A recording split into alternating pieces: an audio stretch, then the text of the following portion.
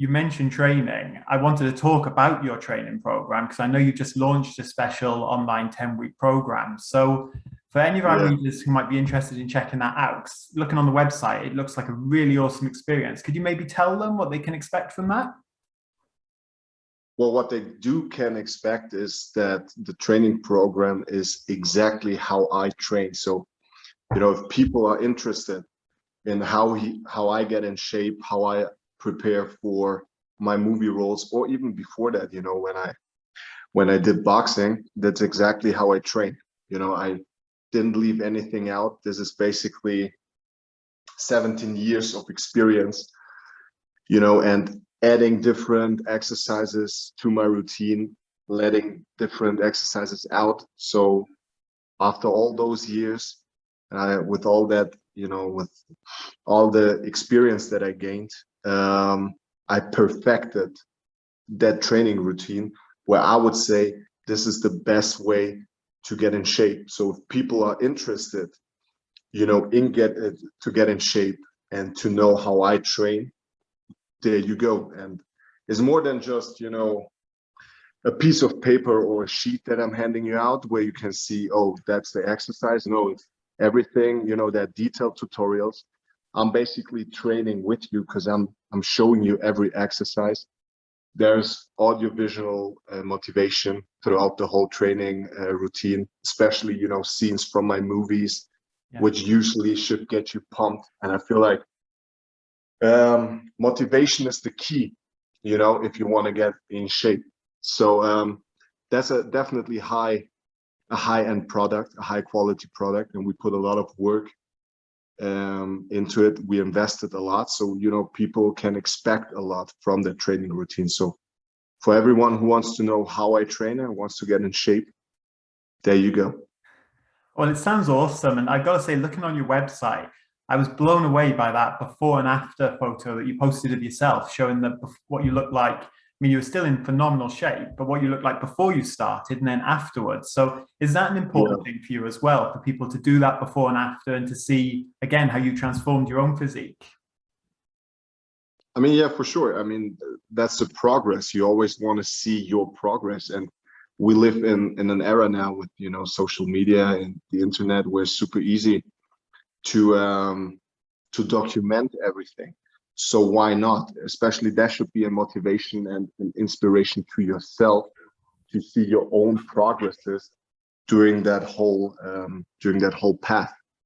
And those two pictures that you saw on the side, I usually don't get out of shape, but I recalling that, I remember that that was after a surgery that I had, a hernia surgery. So obviously with surgery and you have to take like a 2-month layoff,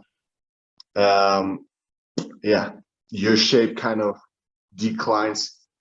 And it took me like 10 weeks. That's exactly what I show off in the program to get in the shape that I am right now. Obviously, you can't expect to look like me in 10 weeks because I'm doing this for 17 years, but everyone has to start somewhere. And I feel like that's the perfect start. It's definitely tough and hard. So don't expect like, if you would get that program that I'm going easy on you, but it will be worth it. That I can promise you. Oh, amazing. And I can tell it means a lot to you, obviously, to help people in this way as well, I imagine. I mean, yeah, of course, people always were asking me, like, when do you put your training routine out there? When can we expect to do that? Especially because now, since I stepped into the film industry, my roles are very physical. So I feel like that's the reception that I get. People are motivated and inspired by me and the way that I look. So we made the decision, especially after Borderlands, which was also that was probably the best shape of my life so far. We made the decision that we don't, take the break directly after the shoot. We add 3 more weeks and finish this training routine. And I'm very happy with the product, and I'm 100% sure that the people will be too. Oh, well, I can't wait for people to check it out. And watching Shang-Chi, you're clearly in Yeah. amazing shape in that film as well. So I'm guessing your training program factored a lot into getting you into that supervillain shape ready for the movie.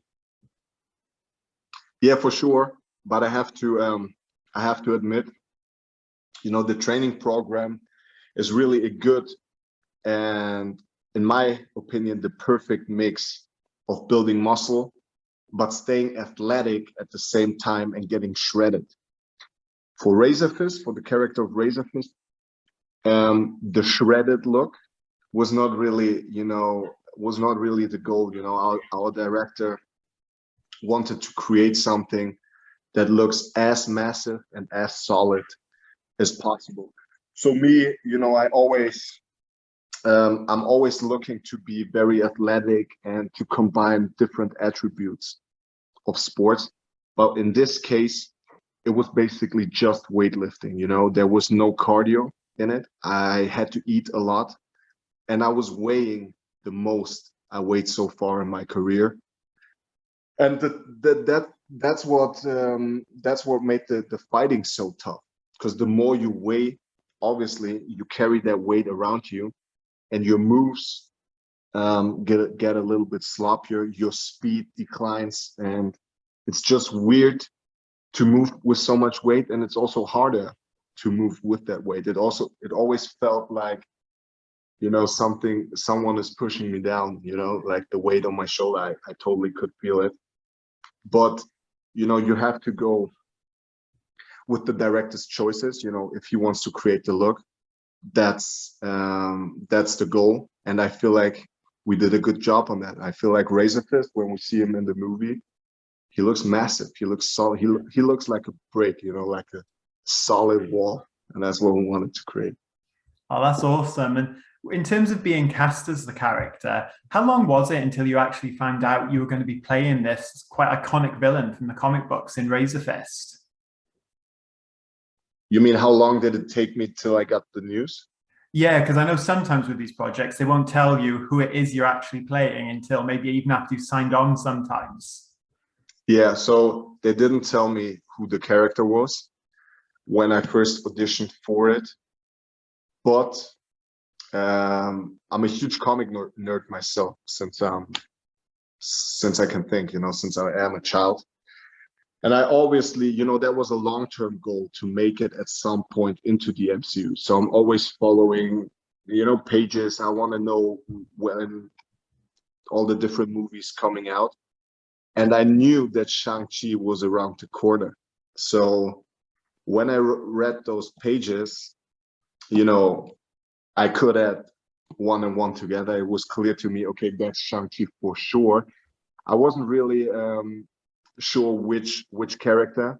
And to be honest with you, I wasn't familiar with the character Razor Fist. I knew Shang-Chi from the comics, also because he always reminded me of Bruce Lee, which is also a very, a huge inspiration to me, especially his philosophy.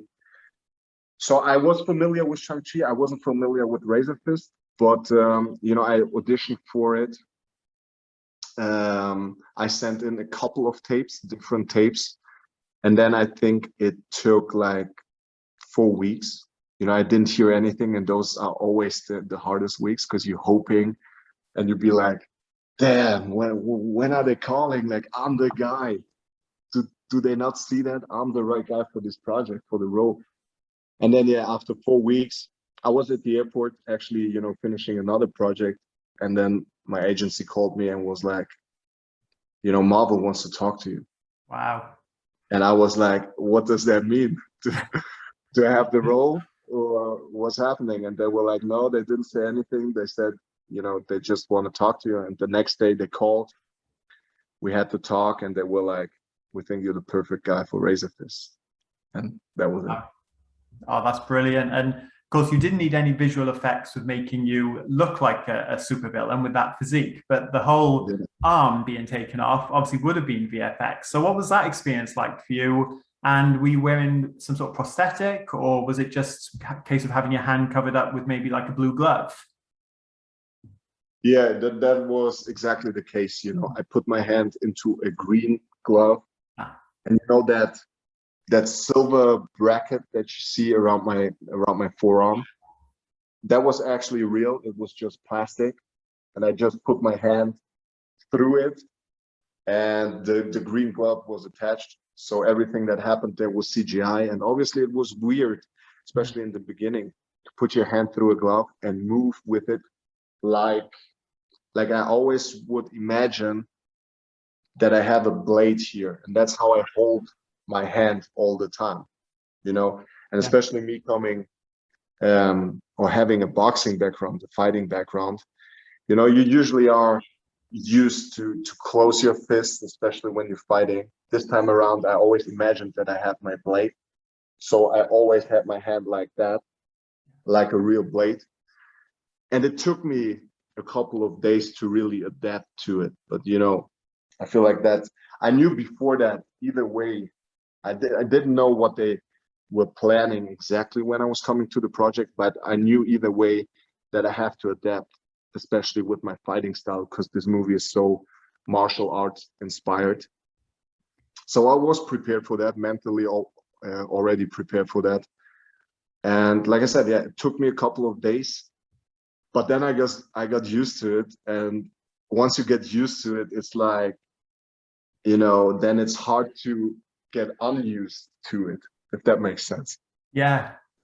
Oh, Yeah. absolutely. And of course, you mentioned martial arts, and a scene that everyone is talking about since they've seen the movie is that fight Mhm. on the bus between Razor Fist and Shang-Chi. So, what was that like for you to shoot? Because the way it comes together, it just looks incredible on screen.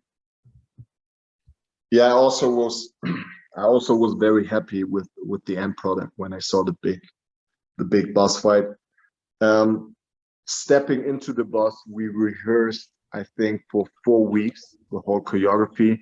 And it was tough because a bus generally is very tight and very small. You don't have a lot of space to move there. And especially for a guy like me who's big and tall, I need my space. I need my room to actually deliver those big haymakers. And I was basically touching the roof with my head. Poles were everywhere. So I already, like, from the first day, I remember that exactly. From the first day, I told Simu, bro, we're going to get injured so many times in this box, I promise you. And he was like, do you really think that? I was like, trust me on that. I already know. Just when I saw the inside of the boss, and when you get the character, you don't think about holding back, because you want to be authentic and real. So it was inevitable that we were hitting stools and cameras and poles and everything that was in there. But there was the sacrifice that we had to make, and that we had to deliver. And I think in the end it was worth it. I feel like I'm very happy with the boss scene and how it turned out. And I think we put our mark with that scene on the Marvel universe, and especially if it comes to fighting in Marvel. Oh yeah, I don't think that scene is one people are going to forget for a long time because it really showed a different side of Marvel with that sort of Yeah. badass martial arts fight. But then you go from being in a scene in a bus like that to the final battle, which I'm guessing required a lot more imagination because you're surrounded by all these mythical creatures in this almost fantasy setting. So what was that like for you, tapping into that different side of things? To be honest with you, that was maybe the easiest part, Oh wow. just because since I was a kid, I always, and I feel like kids especially, they have that talent, to create a different world in front of their eyes. And then, during the process of becoming adults, we lose that ability somehow. And I never lost that. I still have this childish ability inside me. I like to fool around, and very often I create, scenarios in my head, even at the age of 30. So when they told me the what the goal was, that we have to imagine all those demons coming out of that gate. I was like, hell yeah, this is like, you know, being 10 years again, playing on the playground, but this time I'm actually getting paid for it, you know, like that's the best thing ever. So that was, I had absolutely no problem with that. You know, I love, you know, science fiction. I love demons, dragons, huge fan of, you can name it, comics or Lord of the Rings. So it was super easy for me. Then in comparison, especially to the boss fight, that was a piece of cake, trust me. Oh, amazing. And of course, during that final battle, we see Razor Fist align himself with Zhai Ling. And do you think in that moment, he's just looking out for number one and he's not really loyal to anyone? Or is it just the writing on the wall for him and he realizes that's the smartest thing to do in that moment?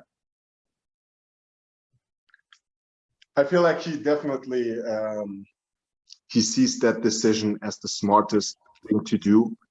The thing with him is, you know, he has an unbreakable loyalty towards Wenwu. But I mean, if you look closely and if you remember the scene where, you know, Razor Fist is coming inside, like Wenwu is in his room where he has all his books, and Razor Fist is coming inside and telling him like the car's are ready. There's like a little glimpse, a little look that he gives him, where you can see a little doubt in the decision of Wenwu, and he doubts like, is this really the right thing? Is my boss still, you know, is he mentally clear? Does he know what he's doing? Or, you know, is his fantasy, you know, playing tricks on him? And then when he realizes in the battle that those demons are actually, you know, unbeatable, at least with the weapons that the 10 rings have, it's not like he makes a decision against Wenwu, but he makes a decision pro his soldiers and the army that he also, you know, he feels like those are his brothers, you know, he grew up with them, trained with them. So it's not like he would disobey, but in that case, it was the smartest thing to do, also because he had those little doubts before going into it. Then also, of course, like you said, we have that famous and big end battle. In first place, you would have seen a little bit more in that end battle from Razor Fist, but there are good reasons for it. Why not? You will see something in the bonus material, what I'm talking about when it comes out. So I'm looking forward for people to see that as well, because there was a reason why, you know, he replaced his blade with the dragon sword and fought with 2 blades or 2 swords. But I don't want to spoil too much. I don't want to give away too much, but, you know, people can be very excited for what's going to happen in the future and for the bonus material as well that's coming out. Oh, I can't wait to check that out. And of course, right at the end of the film, in that post-credit scene, we see that Razor Fist has got a new boss, and we get the title card comes up saying that the 10 rings will return. So are you looking forward to your future as this character? I know you probably can't say where you might return, but are you excited to continue exploring him and his new dynamic in that organization? No, for sure. I mean, you know, like when you shoot a movie, I've never taken part. I mean, I'm not the most experienced guy, but in every movie I've taken part so far, and with every other actor that I experienced, and they told me the same, movies always get too long. You know, you always have to cut here and there to make the movie work, or just because it's too long. So, you know, with this movie, we couldn't focus too much on background stories. You know, the focus had to be on the origin story, which was Shang-Chi. And, you know, as a team, that was the right decision to make. So we couldn't show what, you know, Razor Fist really had in store in this one. Obviously, end credit scenes in the Marvel universe mean a lot. Yeah. You know, there are no coincidences in the MCU. We all know that. So that's definitely a hint. And I feel like, how can I say that? So I'm not saying too much. Like, I feel like we know that Xiaoling is the daughter of Wenwu. So it's definitely more like, okay, I'm following now a new leader. It's definitely a payback, not only to honor what I always call his stepdad, because in the end of the day, you know, Van Bru gave him a new life, a purpose, a home. He trained him, he took him away from the streets, you know. That's also something that you will see in the bonus material. Awesome.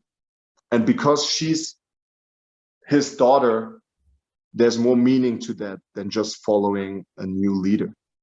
But we have to see what happens. But obviously, I'm very excited for, you know, everything that comes. I can't wait.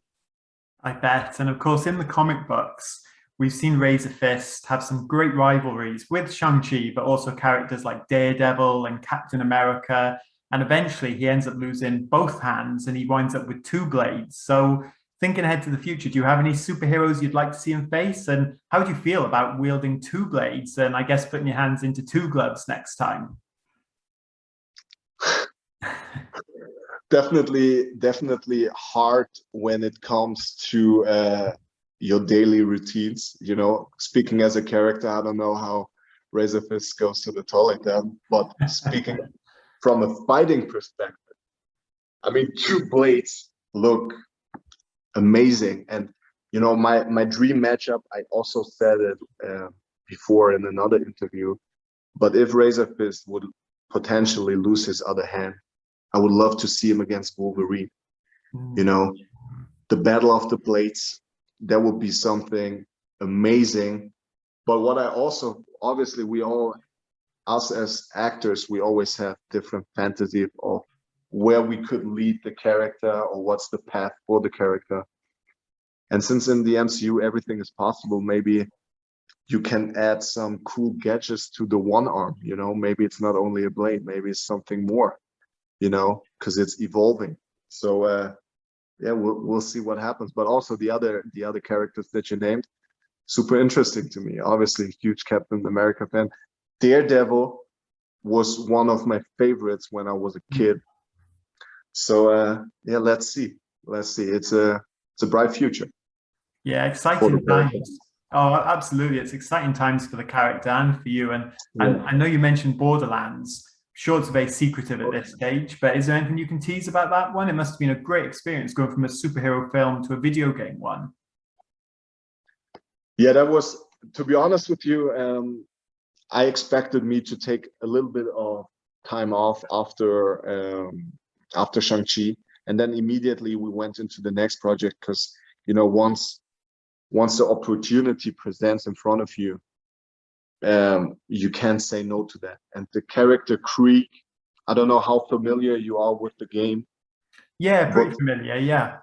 Okay, cool. Well, the character Krieg, I'm telling you, that was a lot of fun to play. I bet. You know, playing his, you know, the two personalities, playing his craziness, you know, being violent and vicious when it comes to fighting, but then at the same time, you know, give the character also heart, which, you know, maybe people won't expect, but we know from the game that he has a lot of heart. He just can't express himself the way it is. That's what makes him also very funny.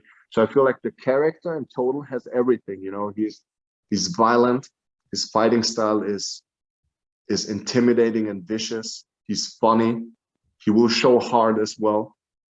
And so it's the whole package. And the movie itself, I mean, I was honored to be next to such an amazing cast.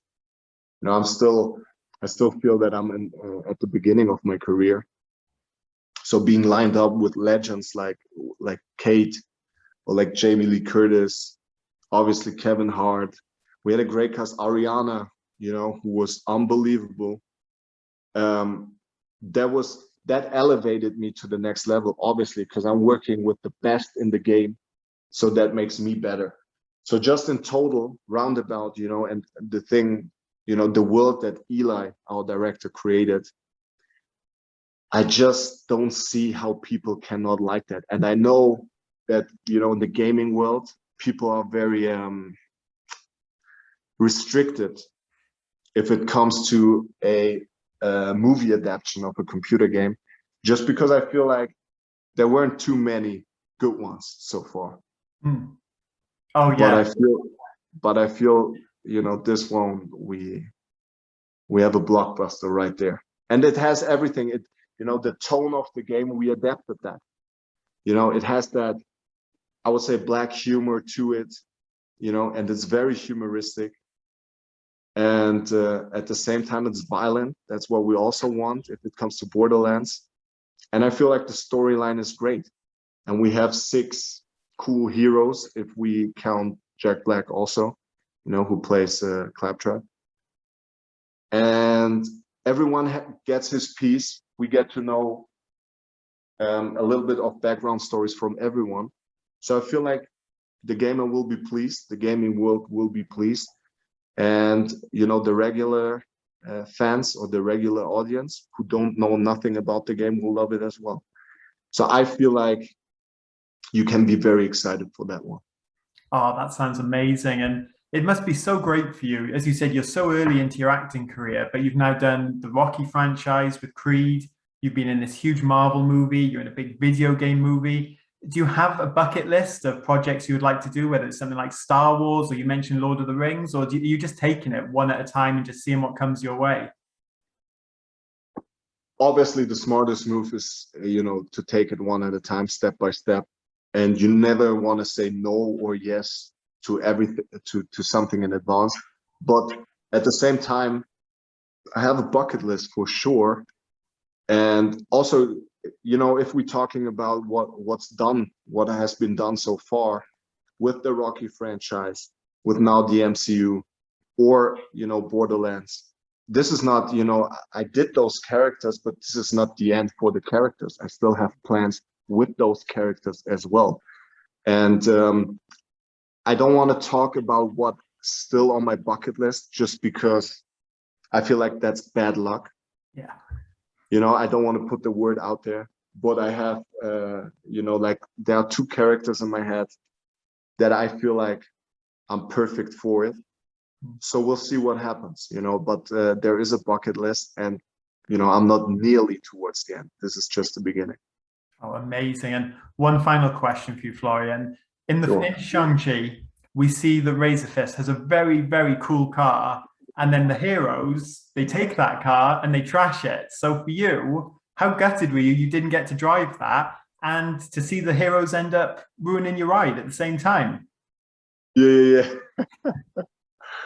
Well, first of all, I have to say that, you know, the car was amazing. And, you know, when I first saw it with the paint job and everything, I was like, that really made me realize how far I came. Because it's, you know, it's one thing when they tell you that you play these characters, but then you actually realize, like, this is my car, speaking as from a character perspective. You see the name on your car and you realize, damn, you know, I'm Razor Fist. I'm playing this character. I made it to the MCU. So that was an unbelievable feeling. I love the car. Yeah, I wasn't able to drive it in the movie, but you know, the whole scene and everything, I just loved it. You know, how they're racing with my car to find that secret village.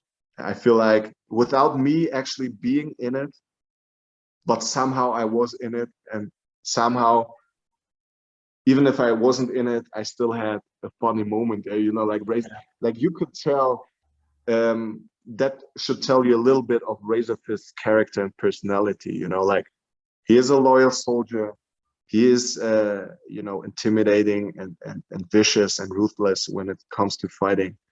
But there's more to the character, you know, he's not one-dimensional, you know, I feel like he's definitely more layered, and the car shows only a little glimpse of that.